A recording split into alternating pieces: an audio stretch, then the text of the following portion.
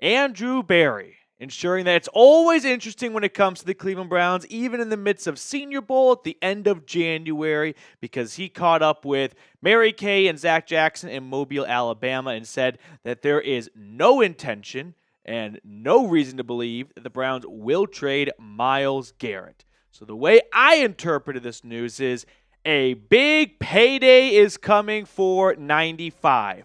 I never thought the Browns were ever going to move on from Garrett.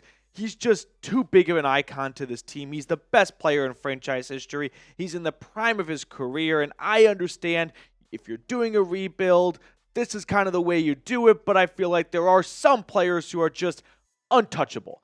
And Garrett is in that upper echelon of you don't trade away Hall of Fame players if you're doing a rebuild. You could trade away like Pro Bowl players, like when the Jags traded Jalen Ramsey. But Garrett is on a different level. So I always thought Garrett's comments before the season ended about, I'm not going to be here for a rebuild, we're going to be with the front office, that was him letting them know, let's get a little bit serious. Not that we haven't been already, but I want to be a part of the decision making. And also, if you want to make me happy, a nice big fat contract extension could go a long way. And I think that is what's likely going to be coming next. Not going to be in the immediate future. It doesn't have to be in the immediate future. This is something that could easily get done in July or August during training camp. And usually teams and GMs are a little busy this time of the year with free agency and the draft, so extensions are far from the top of their priority list. And once they get through their regular season, because this is the front office regular season, the off season, then they can start to look to contract extensions close to the start of the season once draft free agency is over with. So I took a swing in the dark here, and I'm going to go with this extension projection for Garrett. 3 years, $103.5 million, which I know is a very strange number, but I'm doing that number because it gets him $34.5 million. That would make him the highest paid edge rusher in football, barely edging out Nick Bosa of the San Francisco 49ers. Maybe he gets $35.5 million, then he surpasses Justin Jefferson, and he becomes the highest paid non-quarterback in football. But I'll tell you what, his new salary is not going to start with a 2. It's going to start with a 3. He is going to be in that $30 million club, and I feel like this is a contract that could make both parties happy here, where the Browns don't have to worry about their star player looking to get a trade, and Garrett's not looking for a trade anymore. He just got 75 G's added to his bank account, and that's going to make his roster concerns just settle down for a little bit. So we're all very excited about this. I don't need to, I think, elaborate on Garrett. That would be a waste of everyone's time. We know how important he is to this team, to this franchise, to the city as a whole, and he is the best player to ever put on a Cleveland Browns uniform, in my opinion, and I don't see a trade happening. I never saw a trade happening to begin with, and I'm very relieved that Andrew Berry is not even going to give this a possibility, not even a tiny moment in the spotlight. No whispers, no conversations, no phone calls. Simple, point blank, Myles Garrett will not be traded. Now, never miss any piece of Cleveland Browns news when you are subscribed to the channel. We put a video out like 2.5 hours ago. You must have thought I was crazy if I wasn't going to do another video today. So make sure you are a part of, I think, the best Cleveland Browns YouTube community out there. Over 40,000 strong, trying to get to 40,700.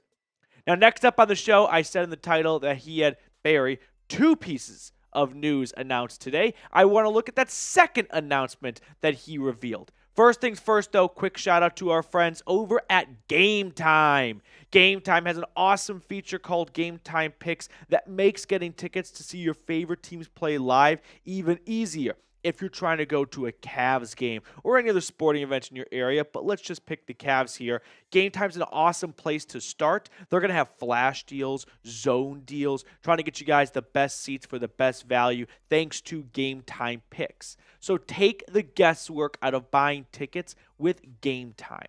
Download the Game Time app, create an account, and use code CHATSPORTS for $20 off your first purchase. Terms apply. Again, create an account and redeem code CHAT Sports for $20 off. All that information is in the comments and description of today's video. Download Game Time today. Last minute tickets, lowest price, guaranteed. Andrew Berry also mentioned that the reports that the Browns asked Shedeur Sanders to sit out of the Senior Bowl are false. And we made a video on this two days ago. Yeah, Monday, one of those 2 days. Anyway, and my reaction to it was, I don't know what to make of this because it sounded so strange. The Browns are looking at Shedeur and they don't want him to practice? Huh? That doesn't make a whole lot of sense. Why would you not want to get every piece of information and rep and piece of film on this guy as possible before you use the second overall draft pick on him? And sure enough, AB shoots this down. He says, I don't know where that report came from. That's not true. That's not a request that we made. With that being said, I want to be clear. Whether he participated or not, that would have no bearing on how we think of him. But I don't know where that came from. So someone's lying here because the report said the Browns, the Titans, and the Giants all asked Shedeur not to practice. Maybe it was just one or two of those teams, the Titans and or the Giants. Somehow the Browns kind of got lumped in there. I'm not really sure. Maybe this was another like Condoleezza Rice smokeout situation where the Browns have a leak and they're trying to figure out who it is. So they put this out in one channel and they figure out, okay, now we know who is speaking to the media that we can't trust. And like Condoleezza Rice, it's a flush out opportunity. I'm going to choose to believe Andrew Berry. Not that Berry has never lied to us. I think he kind of lied to us last year about Joe Flacco and the interest the Browns had in bringing him back when that really wasn't the case. And they wanted to protect Deshaun Watson's, I won't say ego, but kind of his confidence and not bring in a backup that could be more popular, which the funniest thing about all that is they brought in the most popular backup quarterback in Jameis Winston. If they did not want the fans to chant for the backup quarterback, they could have gone with literally any other backup than Jameis. And the whole country would have been like, yeah, why not stick with Watson? No one wants to see like Scott Tolzien. I don't even know if he's still playing out on the field. But no, they went with Jameis. So I'm going to choose to believe Andrew Berry on this one because the report just sounded so weird. That's really the best way to describe it. You're picking second. Doesn't mean you have to go quarterback. But surely you do the homework on it. Like, I don't want the Browns to take a quarterback, but I do want the Browns to look into Cam Ward and Shedeur Sanders and reach the conclusion that I reached, but they should reach that on their own. That's their job. So, with that all being said, though, slight switching of gears here. Speaking of the Senior Bowl, yikes! Who's online and who saw Jalen Milroe just get demolished by Oxygen? Air defenders were the 85 Bears to Jalen Milroe today. He was going up against Casper the Ghost. It was just receivers running routes out there, and he was missing guys all over the place. It was a tough day for Jalen Milroe. Not just Jalen Milroe. It was a tough day for Jackson Dart, for a lot of the more notable quarterbacks. There are 7 quarterbacks participating in the Senior Bowl. I believe the best quarterback was the Memphis QB. That's at least my takeaway. It was somewhat unmemorable that I'm actually just drawing a blank on his name right now altogether. So, tough day for the QBs in general. But that's not crazy. That's kind of par for the course of the Senior Bowl. Some of these guys haven't played football in a couple of weeks. And now they're in Mobile, Alabama, and they're throwing to receivers on day one that they have no chemistry with, no kind of connection whatsoever. I don't expect them to just go out there and start dicing it up. But when you're not going up against a defense, or if it's just a receiver and a corner, and the corner not even allowed to tackle, and you can't even get the ball remotely near the receiver, it's not a good look. I won't make my entire draft evaluation up by someone from a Senior Bowl practice.